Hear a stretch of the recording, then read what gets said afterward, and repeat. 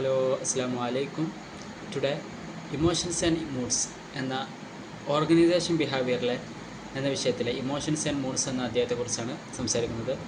അപ്പം ഇതിനെപ്പറ്റി സംസാരിക്കുന്നതിന് മുമ്പ് ഈ അധ്യായത്തിലെ പ്രധാനപ്പെട്ട 2-3 പദങ്ങളാണ് അഫക്റ്റ്, അതേപോലെ ഇമോഷൻ ആൻഡ് മൂഡ്.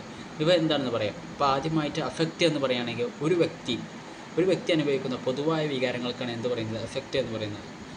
ഈ ഇമോഷൻ എന്നത് ഒരു പ്രത്യേക സംഭവത്തെ തുടർന്നുണ്ടാകുന്ന കുറച്ച് സമയം മാത്രം നിലനിൽക്കുന്ന വികാരത്തിനാണ് എന്ത് പറയുക, ഇമോഷൻ എന്ന് പറയുക. അടുത്തതാണ് മൂഡ് എന്ന് പറയുന്നത്. അപ്പോൾ ഒരുപാട് നമ്മൾ കേട്ടിട്ടുണ്ടോ മൂഡ് എന്നുള്ളത്. എന്താണ് മൂഡ് എന്ന് പറഞ്ഞിട്ടാണെങ്കിൽ കൂടുതൽ സമയം നിലനിൽക്കുന്നതും അതിൻ്റെ കാരണം പലപ്പോഴും നമുക്ക് എന്താവില്ല വ്യക്തമാവുകയും ചെയ്യാത്ത ഒന്നാണ് എന്ത് പറയാം, മൂഡ് എന്ന് പറയാം. ഇത് നമ്മൾ ചിന്തകളെ വരെ സ്വാധീനിക്കാൻ ചാൻസ് ഉള്ള ഒന്നാണ് ഈ മൂഡ് എന്നുള്ളത്. ഇനി മനുഷ്യർക്കുള്ള 6 അടിസ്ഥാന വികാരങ്ങൾ ഏതൊക്കെയാണെന്ന് നോക്കുകയാണെങ്കിൽ, ഒന്നാമത്തത് കോപം, മറ്റൊന്ന് ഭയം, ദുഃഖം, സന്തോഷം, വെറുപ്പ്, അതേപോലെ തന്നെ അത്ഭുതം. ഇതുകൂടാതെ തന്നെ മോറൽ ഇമോഷൻസിൻ്റെ വിഭാഗത്തിൽ സഹാനുഭൂതി, അതേപോലെ തന്നെ കുറ്റബോധം, അനീതിക്കെതിരെയുള്ള കോപം, അതേപോലെ അവജ്ഞ, ഇവയും ഉൾപ്പെടുന്നുണ്ട്. ഈ കാര്യങ്ങളൊക്കെ നമ്മുടെ ധാർമ്മിക തീരുമാനങ്ങളെ സ്വാധീനിക്കുന്നുണ്ട്. ഇനി നമ്മുടെ വികാരങ്ങളെയും അതേപോലെ തന്നെ മാനസികാവസ്ഥയും പല കാര്യങ്ങളും സ്വാധീനിക്കുന്നുണ്ട്. ഇപ്പം വ്യക്തിത്വം, ദിവസത്തിലെ സമയം, അതേപോലെ ആഴ്ചയിലെ ദിവസം, കാലാവസ്ഥ, സമ്മർദ്ദം, സാമൂഹിക ഇടപെടലുകൾ, അതേപോലെ ഉറക്കം, വ്യായാമം, പ്രായം, ലിംഗം എന്നിവ പ്രധാന ഘടകങ്ങളാണ്. നല്ല ഉറക്കവും അതേപോലെ തന്നെ വ്യായാമം നല്ല മാനസികാവസ്ഥയ്ക്ക് സഹായിക്കുന്നു. എന്നാൽ സമ്മർദ്ദം നമ്മുടെ മനോനിലയെ തന്നെ മോശമാക്കും. ഇനി അടുത്തതായിട്ട് ഇമോഷണൽ ലേബർ എന്നുള്ള ആശയം എന്താണ്? ജോലി ചെയ്യുന്ന സ്ഥലത്ത് അല്ലെങ്കിൽ സ്ഥാപനത്തിന് ആവശ്യമായ വികാരങ്ങൾ പ്രകടിപ്പിക്കുന്നതിനാണ് ഇത് പറയുന്നത്, ഇമോഷണൽ ലേബർ എന്ന് പറയുന്നത്. നമ്മൾ യഥാർത്ഥത്തിൽ അനുഭവിക്കുന്ന വികാരങ്ങൾ ഫെൽറ്റ് ഇമോഷൻ എന്ന് പറയും. പുറത്ത് കാണിക്കുന്ന വികാരങ്ങൾ ഡിസ്പ്ലേഡ് ഇമോഷൻ എന്നും പറയുന്നു.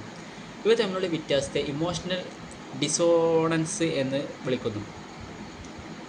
ഇത് ക്ഷീണത്തിനും അതേപോലെ ജോലി അസംതൃപ്തിക്കും കാരണമാകാം.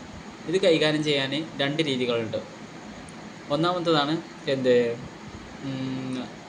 സർഫേസ് ആക്ടിങ് മീൻസ് വികാരങ്ങൾ അനുഭവിച്ച് കാണിക്കുന്നതാണ്. ഡീപ്പ് ആക്ടിങ് എന്നത് യഥാർത്ഥത്തിൽ ആ വികാരം മനസ്സിൽ വളർത്താൻ ശ്രമിക്കുന്നതാണ്. ഇതിൽ ഡീപ്പ് ആക്ടിങ് ആണ്. ഏതൊക്കെയാണ് നമ്മൾ 2 പറഞ്ഞു, സർഫേസ് ആക്ടിങ്ങും അതേപോലെ തന്നെ ഡീപ്പ് ആക്ടിങ്ങും. ഇവ 2 തന്നെ ഡീപ്പ് ആക്ടിങ് ആണ് കൂടുതൽ നല്ലത്.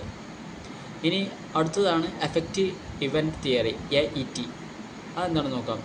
ജോലി സ്ഥലത്ത് ദിവസവും നടക്കുന്ന ചെറിയ സംഭവങ്ങൾ പോലും നമ്മുടെ വികാരങ്ങളെ സ്വാധീനിക്കുക, അതേപോലെ തന്നെ നമ്മുടെ ജോലി പ്രകടനത്തെയും അതേപോലെ സംതൃപ്തിയെയും ബാധിക്കുകയും ചെയ്യുമെന്ന് ഈ സിദ്ധാന്തം പറയുന്നു. AET എന്നുള്ള സിദ്ധാന്തം അതിനെപ്പറ്റി അതാണ് പറയുന്നത്. മറ്റൊന്നാണ് ഇമോഷണൽ ഇൻ്റലിജൻസ്, EI എന്നത് സ്വന്തം വികാരങ്ങളെ അതേപോലെ തന്നെ മറ്റുള്ളവരുടെ വികാരങ്ങളും തിരിച്ചറിയുകയും അവ മനസ്സിലാക്കുകയും അതേപോലെ തന്നെ അതിനെ ശരിയായ രീതിയിൽ നിയന്ത്രിക്കുകയും ചെയ്യുന്ന കഴിവാണ് ഇമോഷണൽ ഇൻ്റലിജൻസ് എന്ന് പറയുന്നത്.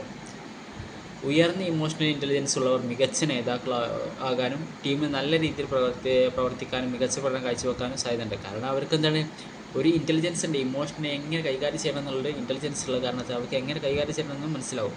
മറ്റൊന്നാണത് ഇമോഷണൽ റെഗുലേഷൻസ് എന്നത് വികാരങ്ങൾ ശരിയായ രീതിയിൽ നിയന്ത്രിക്കുന്ന പ്രക്രിയയാണ്. ഇതിന് പ്രധാന മാർഗ്ഗങ്ങൾ എന്നുള്ളത് ഇമോഷണൽ സപ്രഷൻ, കോഗ്നിറ്റീവ് റീഅപ്രൈസൽ, പിന്നെ സോഷ്യൽ ഷെയറിങ്, മൈൻഡ്ഫുൾനെസ്, ഇവയൊക്കെയാണ്. ഇവയിൽ തന്നെ കോഗ്നിറ്റീവ് റിപ്രൈസൽ, അതായത് ഒരു സാഹചര്യത്തെ മറ്റൊരു കാഴ്ചപ്പാടിലൂടെ കാണുന്നതാണ് കോഗ്നിറ്റീവ് റിപ്രൈസൽ എന്ന് പറയുന്നത്. ഏറ്റവും ഫലപ്രദമായ രീതിയിലാണ് ഇത് കണക്കാക്കപ്പെടുന്നത്. ഇനി നമുക്കൊന്ന് കൺക്ലൂഡ് ചെയ്യാം. അവസാനമായിട്ട് വികാരങ്ങളും മാനസികാവസ്ഥകളും നമ്മളെ സ്ഥാപനത്തിന് പല മേഖലകളെ സ്വാധീനിക്കുന്നു. ഇപ്പോൾ നിയമനം, അതേപോലെ തന്നെ തീരുമാനമെടുക്കൽ, പിന്നെ സൃഷ്ടിപരമായ ചിന്ത, പ്രചോദനം, നേതൃത്വം, ചർച്ചകൾ, ഉപഭോക്തൃ സേവനങ്ങൾ, പിന്നെ ജോലിസ്ഥലത്ത് സുരക്ഷ എന്നിവയെല്ലാം ഇതുമായി ബന്ധപ്പെട്ടിരിക്കുന്നു. നല്ല വികാരങ്ങൾ മികച്ച പ്രകടനത്തിനും നല്ല ബന്ധങ്ങൾക്കും സഹായിക്കുന്നു. Let me conclude. വികാരങ്ങളും മാനസികാവസ്ഥകളും ഓരോ ജോലി സ്ഥലത്തും വളരെ പ്രധാനപ്പെട്ടതാണ്. അവയെ മനസ്സിലാക്കുകയും അതുപോലെ തന്നെ ഇമോഷണൽ ഇൻ്റലിജൻസിനെ വളർത്തുകയും വികാരങ്ങൾ ശരിയായ രീതിയിൽ നിയന്ത്രിക്കുകയും ചെയ്താൽ വ്യക്തിക്കും സ്ഥാപനത്തിൽ മികച്ച വിജയം നേടാൻ സാധിക്കും. അപ്പോൾ note the point, emotional intelligence is the main factor. ഒരു വികാരത്തെ എങ്ങനെ കൈകാര്യം ചെയ്യുന്നു അനുസരിച്ചാണ് ഒരു കാര്യത്തിൻ്റെ വളർച്ച മുന്നോട്ട് പോവുക. ഓക്കെ, അവർക്ക് നന്ദി. Thank you every one.